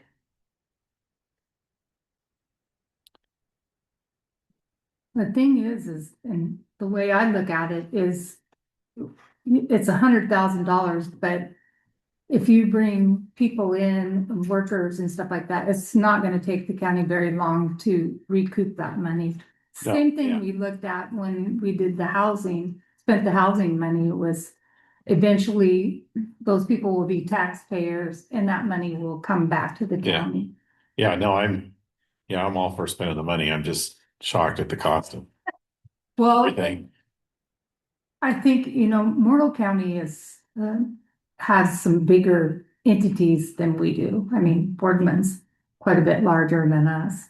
So maybe it's not gonna take as much to Yeah, that's why I was, do our 2,000 people in our, I wondered if her number was for Morrow County or, yeah, I think she said it wasn't Yeah. it for Morrill County? We need to reach back out, just that was, Yeah. just a statement. Oh, Mona. And then, One of the other things, I mean, part of the housing or the trailers, and I notice it in Arlington, and I know Gary and his crew notice it. I mean, you go downtown Arlington at 5 o'clock in the morning and it just wing, wing, wing, wing. yeah, Turn around 5 o'clock at night at quitting time and they're all going the opposite way. Whether the laydown yards that they had before, if those are gonna be utilized with your project, or we turn around and make trailer parks out of it, which puts the workers close to their jobs, but alleviates some of the traffic flow we have going back and forth every morning. do you have a park going in, or is the park going in at the old motel? Yes, Okay. there's a park going in there, and that's, I believe it's somewhere right around 30 spaces with laundromats and Mm-hmm, public laundromat, and yeah. I believe it's gonna have public showers too, but Do you know how many spaces did you say? I think right at 30, Oh, give or take, that's pretty good. give or take a couple, but it's right in the. Is there a time frame on that? Do you know? I know they're down there moving dirt right now. Okay. All right. But we haven't received an actual date. Mm-hmm. Okay. yeah, I know that the workforce challenge, like I say, Hermiston. But there's gonna be a lot of them. They're just gonna drive an hour. Oh, we need those people but- in. We but need those I'm not people saying- in on- No, I agree. And to do everything that we can to try to capitalize on that, but it's gonna be a challenge. But that would be one of my first thoughts, to focus on a temporary trailer. I mean, the county obviously does not want to be in the mobile home park business, No. but Mm-mm. for the next 5 years, they could be. Well, I think it's important to, like you say, get ready and show what's available here, but there's a couple places in Condon too for That's- travel Oh, there's a park. park, and Mm-hmm. there's one on the west. I thought, well, maybe I'm just the fairgrounds. No, there's Sort a of. private. No, there's a Is there one? in- Condon. Yeah, yeah. There's not near enough between Condon and Arlington, even with the private. I know the city just reinstated to where people can have, Oh, they did. they just put that back in. to So where they can have a travel trailer. They at can the have home. a travel trailer per residence, Okay, Yeah, good. yeah. All right. but there's still too many people leaving. Yeah. Mm-hmm. Yeah, Great. I don't. Yeah, but I think our study is for actual housing, and I think. I think like- it needs to be part of the equation too, I think. I would believe so. Stephanie Case just posted that she said there is an opportunity allowed in statute for renewable energy projects to allow temporary RV parks for housing the workers. Oh, good, good. I don't know what the statute is, but. Oh, Stephanie, if you're on the line. Is that We're county? talking about Morrow County. Did you want to add anything about your study? Maybe Carla knows more about the subject, but did you want to add anything? Oh, sorry, I have to allow her to talk. Okay. There you go. Thank you. Good morning. I've been sitting over here just chomping at the bit, waiting to say something. No. I didn't know you were there. I should have asked. No, that's my fault. I didn't notice. I apologize, All right. Stephanie. So I was there for the housing study in 2019. Carla took the lead on it, but I do know what I can share as far as the funding. There was a question that came up about whether or not cities participated in that. And I don't know the exact figures. I do know that the cities did participate some, though the county provided the lion's share of the cost.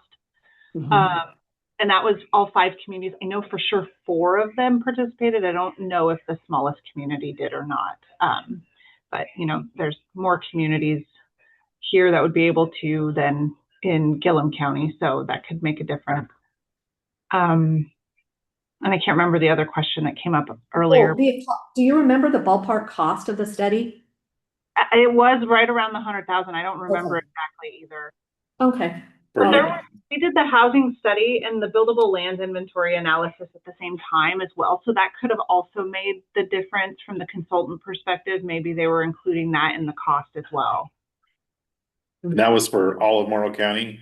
I covered all of Morrow County, including the 5 cities and the unincorporated areas. And then each city co-adopted our study for their own. Okay. Study. All right. So how long did it take to complete that study? Oh gosh. A year, probably not even quite that long. You know, we started having some early conversations. So I think from the time we actually started until end, you know, it's probably just several months, but there was a lot of work that went into the front end, kind of preparing and discussing the needs amongst the communities. Because, well, Gilliam County has a very similar issue. The needs are much different in amongst all of our communities. So, you know, Boardman's needs are much different than the needs of Ione, for example. So some of that took a little bit to kind of vet through. Right. So we might need to push this as long as quickly as we can. Well, yes, but we also know some things. Common sense says we know we need temporary housing. We don't need to wait for a study to tell us that.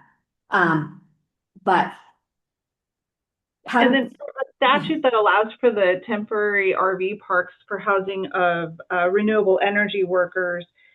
For example, if Saddle Butte, if they went and put that into their conditional use permit, then that could be allowed right away. And the opportunity there isn't really restricted to within the boundaries of the energy project, although it may be ideal depending on the landowners whether or not they want to set something up temporary. The problem that you kind of run into is availability of connections for electrical or any of those sorts of things. so I have a question. Our industrial park, so it's zoned industrial.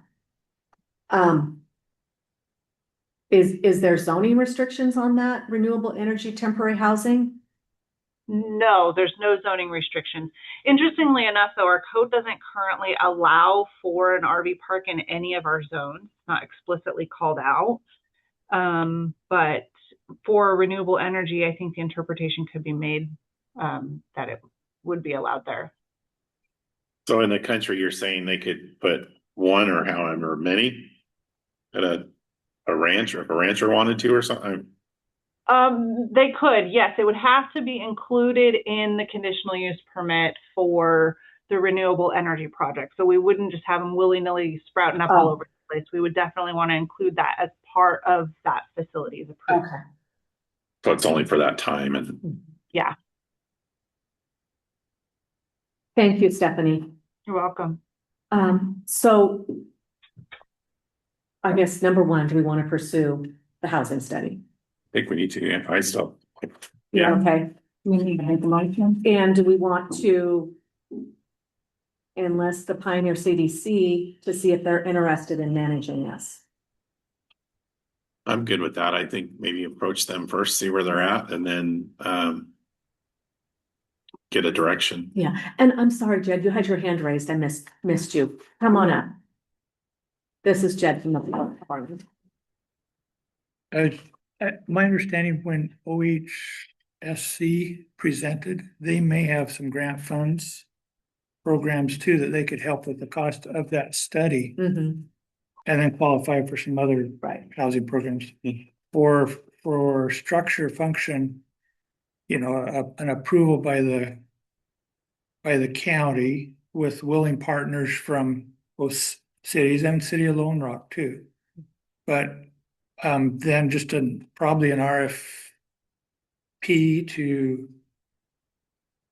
determine what you need for your housing study and get it out on the street to recruit a firm to Mhm. perform that kind of study. Mhm. I think what Stephanie probably has from Morrow County is how they recruited their planning firm in the past would be a good placeholder start Right. to the process Yeah. for you all.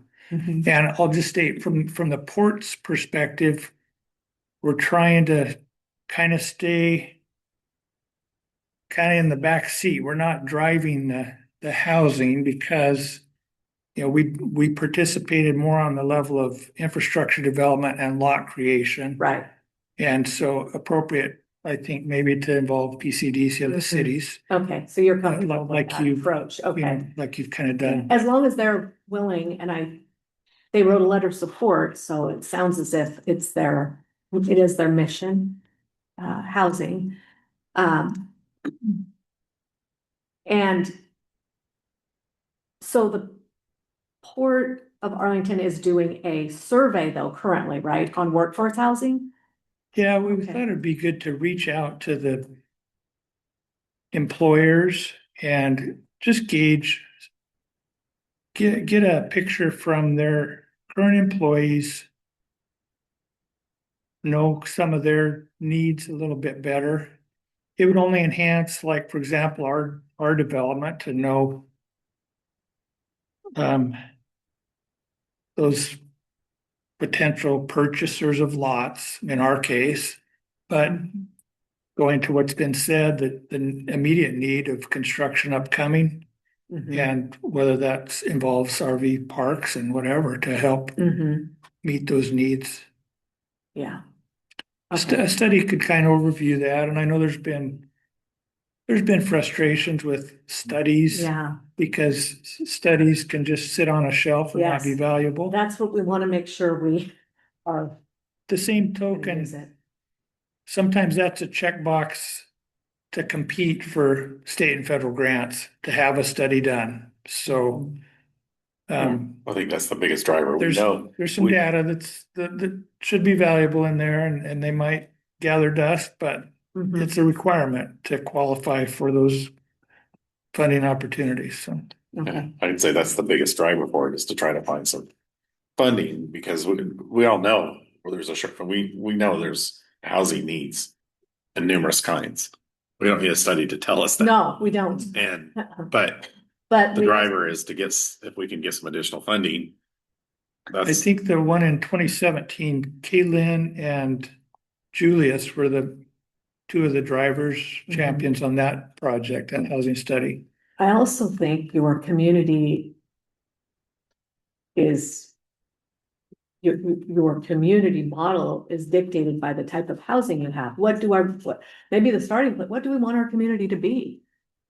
You know, I hope it's a place that we have families that want to live and drive our economy. In part, but you need all sorts of different housing. There's all sorts of different needs.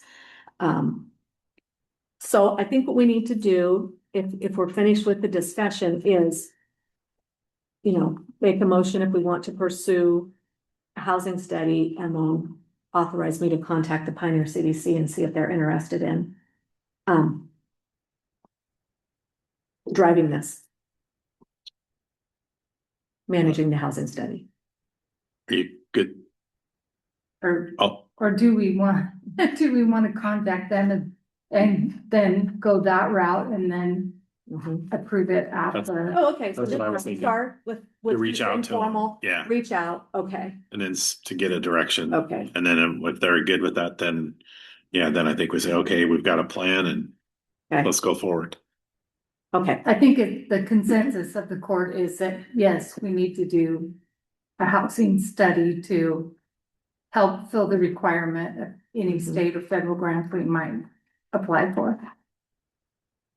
Okay, Yes. all right, so I will contact the CDC and see if they're interested. Okay. Okay, and we will put it on the agenda for the April 1st meeting. When do they meet? I know don't know. CDC. I don't know. I'll look in their letter and see if it said they've met. I don't know. One thing about housing, I think we need to, one of the things we need to do is go forth boldly, but we also need to remember some of the things we can learn from the past. One thing that I was told is that during the last housing study, there was a major employer who attended a meeting and said that they had 31 employees that wanted housing. So a private developer bought a bunch of lots up in the estates and struggled to even sell one. So their message was that they didn't get that same information when it came down to actual action. So just a little bit of Yeah. caution there. All right. Yeah, because I think just like, the Wednesday, they're saying what, 10 to 20 possible full time. So I think we just need to be realistic about the numbers. Yeah. We do, and like- Potentially get, because the construction workers, I mean, other than if they are able to park a trailer here, are gonna move on to other jobs when Yeah. they're done. Right. They're not looking for permanent housing. Yeah, that's true. Yes. Part of that though, with the lots and the subdivision. A contractor, private developer bought them for 10 and immediately headed for north of 50. Greed kind of hampered the. Okay. That's Well, fair. and like I say, we've discussed it before, An opportunist. getting Yeah. a builder here is a challenge also. Even Yeah, you're doing that here. right now. Yeah. Yeah.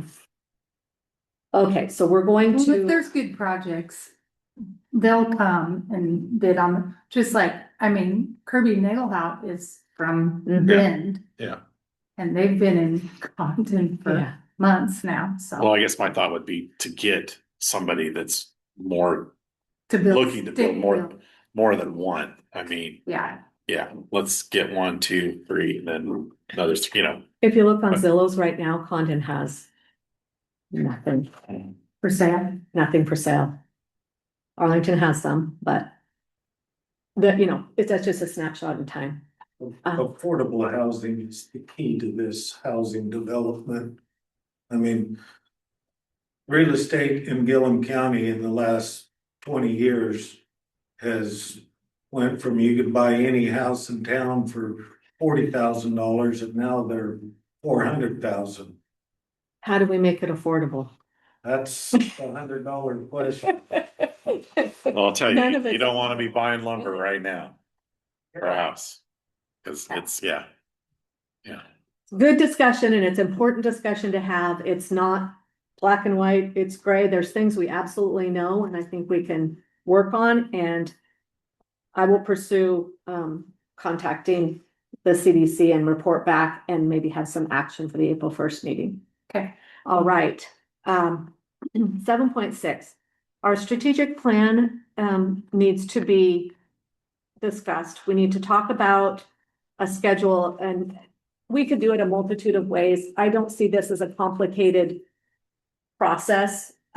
Many counties have very complex strategic plans where they hire consultants. That's not what I'm talking about. I'm talking about looking at our strategic plan, making the updates for today and the next 5 years.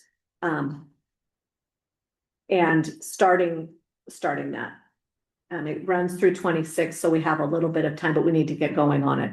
So we need to schedule a series of And I work think sessions. nobody wants to read through a, 200-page strategic plan. No. So I certainly don't. I think we can incorporate a lot of our direction, the economic development drive we have going into our strategic plan. But we need to get started on it, take our draft, decide, get some examples from other counties, and then move forward with a adopted strategic plan that we can. It's a working document. Do we want to schedule, what we could do is we could have Anya send out some potential dates for maybe a once a month work session for the next, let's say 3 months. We should be able to get it done in that time period. What do you think? It's fine. Okay. After the budget's adopted. Yeah, let's wait till the budget's done. So So, let's shoot for June. okay. Okay, starting in June, that'll give us 6 months, and if we plan to have it done in 3 months and it takes longer, we have a little bit of room. Okay, that We works. could also have a work session after the court meeting. That's true. On the strategic plan. Yeah. And then it would be another Yes. time to come in, yes. Is it easier after than before?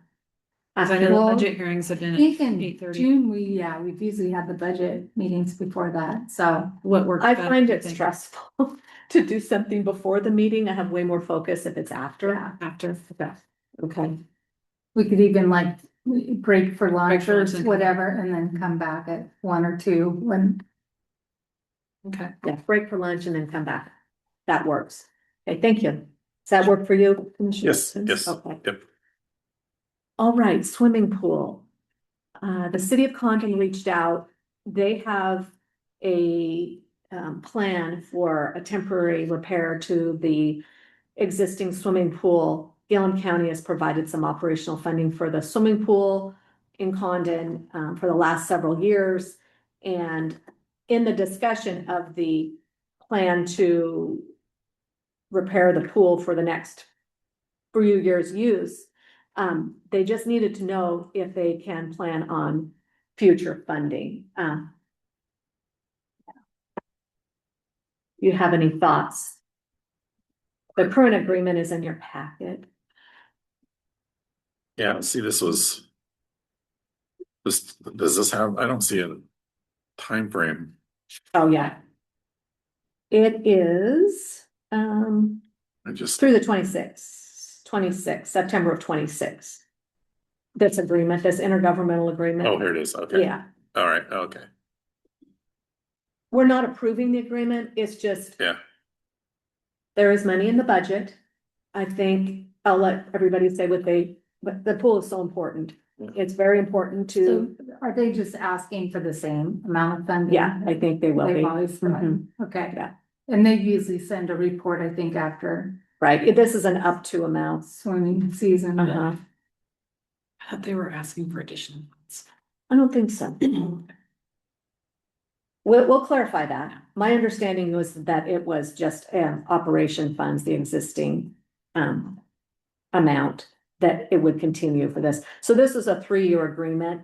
I can reach out to Gib Wilkins and ask him if there's how many years and the amount for clarity.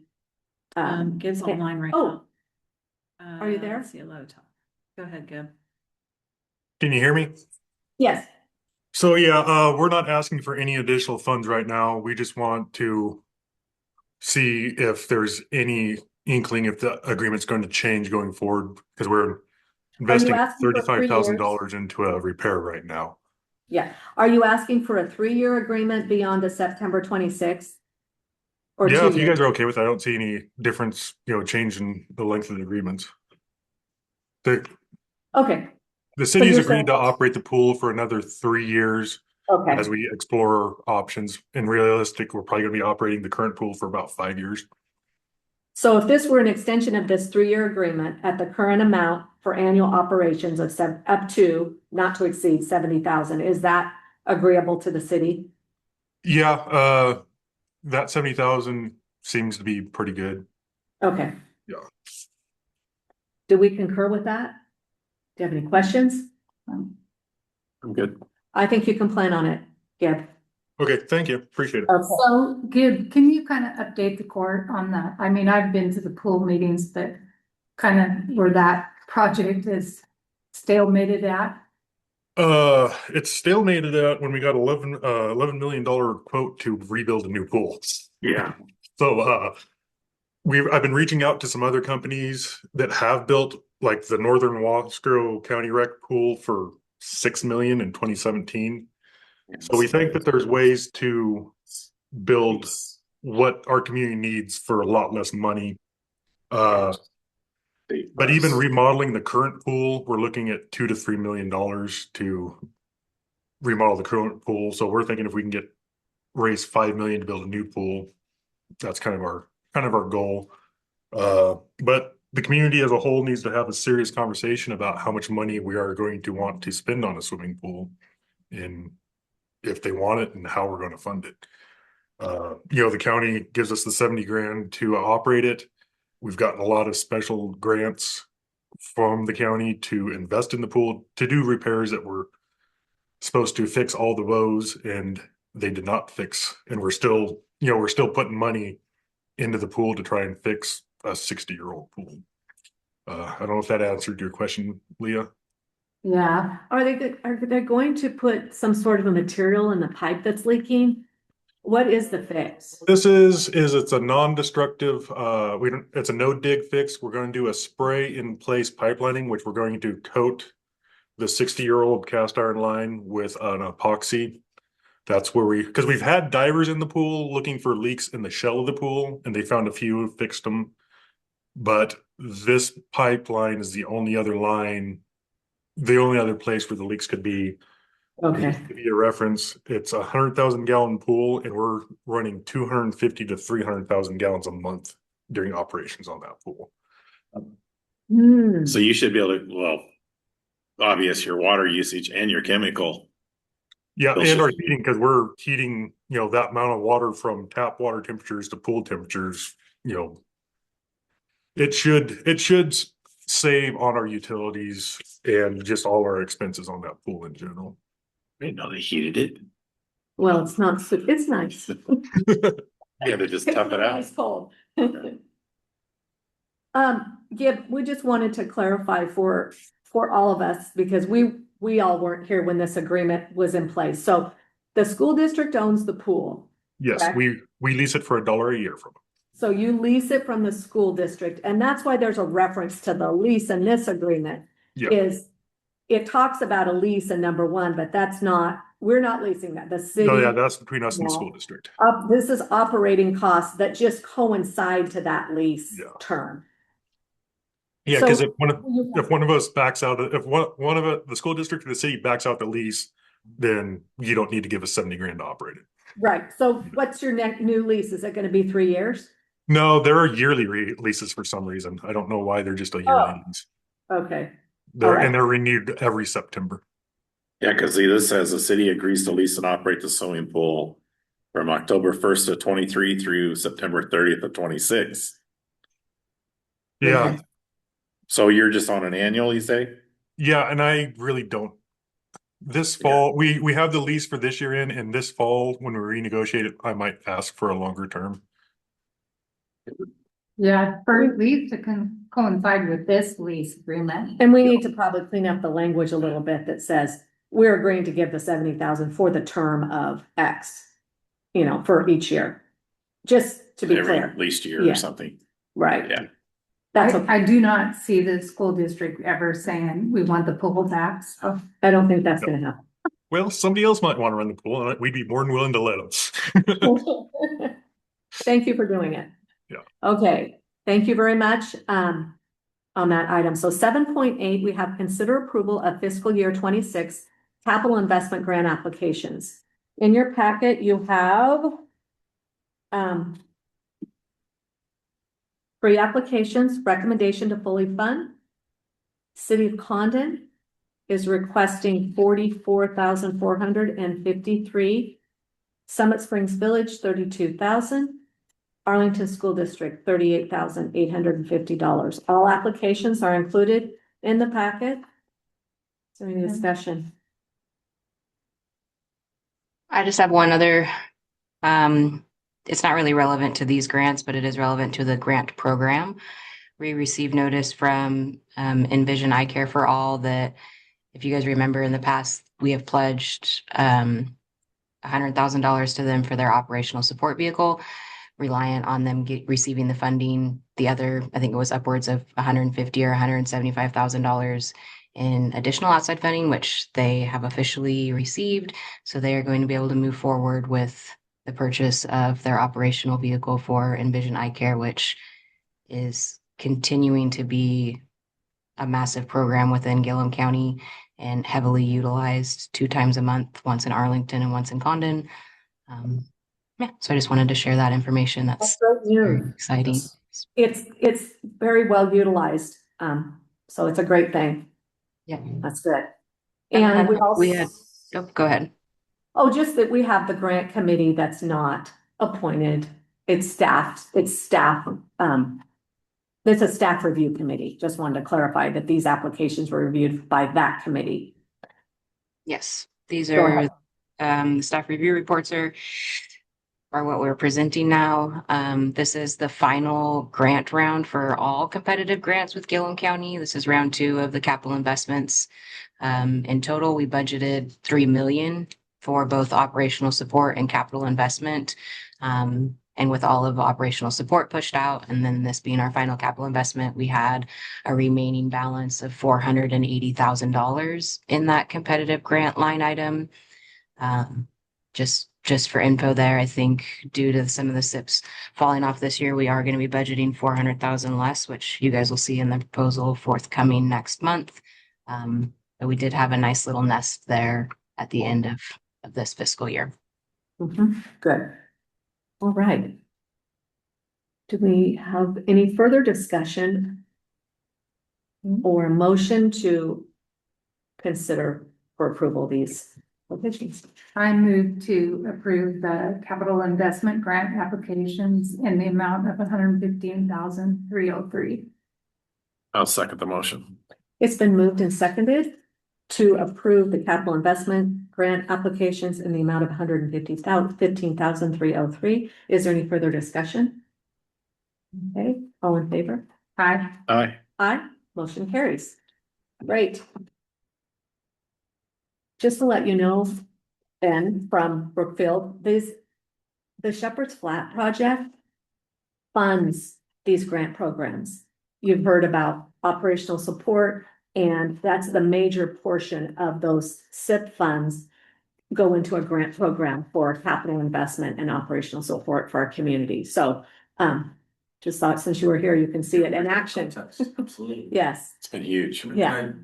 Didn't get the answer to that question that you had asked on the total number of employees that they have. So they have 40 full-time, up to 55 on a typical year in terms of, temporary or contractors come out. Okay. So typical year they'll have 55 employees, but 40 are full-time. Okay, and the math works on that because if this project is about half the size, meaning Saddle View, so, yeah, 20 to 40. All right, thanks. Okay, we're getting to the close to the end. I think we are at the end. 8.0 announcements. First of all, next meeting is April 1st at the Gilliam County Courthouse in Condon, 10 o'clock a.m. We have budget season starting. And so we'll have a budget committee meeting in April. Brooklyn, is that we're off the date? It's April 13th. Yeah, it's Monday, April 13th is the first meeting with a second meeting if necessary, that following Monday. Okay. I want to just, since you're on right now and you were not there when we talked about the agreement for Marino and Company to help us, was there anything else you wanted to add No, about that sorry. subject? I hopped on I said I hopped on right at the end of that conversation. Okay. Apologies for missing the first portion of the meeting, but I don't have any other input. I think I did hear Judge Patnode say that there is that scope listed within there, but again, whatever, they may get in there and find additional things that need to be adjusted, and those aren't necessarily laid out in the scope within that letter, but I think we're all under the impression that they will resolve whatever is found unless it gets to a point where they're unable to do that. So other than that, I'm excited to move forward and work with Rochelle and Tanya and gather all the documents for them to, sounds like they'll be getting early next week. So. Oh, good. They're going to start early next week. Good. All right. Great. When Thank you. Rochelle responded, she just mentioned that she'll just do a status check-in. I think it sounded like Monday, and then we'll try and set some reoccurring meetings. Mhm. We meet Monday. Great. All right. Thank you for all the work you Yes. to do on this, Brett. Thanks, Brooke. Yes, thank you.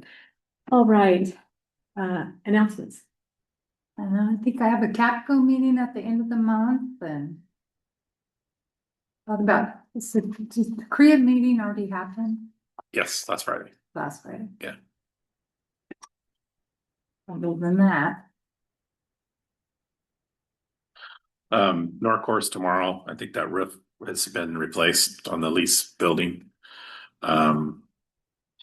Tuesday, 10 a.m. supposed to meet Mr. Stice and talk about the Cedar Springs Road. I'm going to try to take him out there, showing. The road committee is meeting the 26th. On the 27th, Walter Chuck, commissioner from Lincoln County, he's bringing about 10 or 12 folks for a tour of the landfill. So I'm going to meet with them and then show them the way out there. Good. And Alan Anderson, they were already for him on that day. So they're Lincoln County, Lincoln County. I don't know if he's bringing some people that do transportation too. I don't know what they're looking for, but maybe they're in search of a landfill. Okay. Our next meeting on the 1st, that TC Energy pipeline Yes. is that day. Did you get that notice? yeah, it looked like they moved it to 1:30. Yeah. So I'd still like to try to attend that. I don't know if I'm going to try to just go to the meeting, Condon, and go over, Okay. or maybe if I can zoom in from Sherman County's courthouse somehow. Oh, right. But I'd like to go. I don't know. That would be great because I told her that, it's a county court meeting. Yeah. We maybe can get there in the afternoon. So if you want to handle that. I don't know. Did you want to try to go on it or? I go ahead and go because you're on the Korea. Great. So it kind of ties in. So I'm kind of, Anya, that was a good suggestion. I'll reach out to them. I think you should be able to maybe set me up in It's a good idea. courthouse to zoom me in. And then, yeah. So I think that's what I'll try to do on that day. Okay. So will you reach out to her? Yes. Just say, yeah. Yes. That'd be good. Yeah, I've got to Good. confirm, but yeah. And then like I say, but my most important one is Tuesday. Yeah. I want to show him that. Yes. And he'll be here in person. That'll be great. Good. I hope. Yeah. We're doing all we can. Speaking of transportation, I think Todd told me yesterday that there's a writer from the Rural Light that's gonna do an article on north central counties, their transportation departments. Good. So maybe featured in that. That's all. Okay, working on the 3 properties. Well, we have them advertised. Legally required. We followed that. It was not easy to get the properties on a multi-listing agency, which is in the statute. I spoke to AOC about that. And we're blazing the trail in utilizing this House Bill 2089 on the 3 foreclosed properties that we're trying to sell. So the auction is happening April 9th, courthouse steps, 5 o'clock. There's the one house, the 11 acres on Cottonwood, and a piece in Lone Rock. The house might not make minimum bid. We'll just have to see how it shakes out. Oh, I was gonna ask you about that, because somebody asked me about, the house is really, It's bad. dilapidated. It is. So what happens if it doesn't? If it doesn't sell for the minimum bid, there's not a minimum bid, then we reinstate the process again. We re-advertise for 30 days, and then we can sell it for costs and taxes. So At that how point. does the original, the amount figured out, is that on assessed value? Yes, in the statute, it's as of the day that I believe the foreclosure, or as of the year the foreclosure occurred, they go back to that assessed value. Okay. And then it's 2/3 of the assessed value. And they were. And I think it foreclosed says in- real market value. Real, yeah, they were foreclosed in 2023, so it was real market value that year, and then it's 2/3 of that. And then to bid, you have to do 20% of that cost. Of the 2/3, 20% of the 2/3 of the real market value. Okay. Yeah. Cause I was like, ooh, was it 65,000? Yeah, right around there. Yeah, it was high. I mean, it was, Yeah. for what it is, it's, you know, that's why we're not sure how it's gonna Yeah. go. So it's Yeah. 2/3 of the real market value is what the minimum bid will need to be. Yeah, okay. That's a house on Cottonwood in Arlington. No, It's in Condon on Okay. 4th Street. Some point, I'm not doing it now.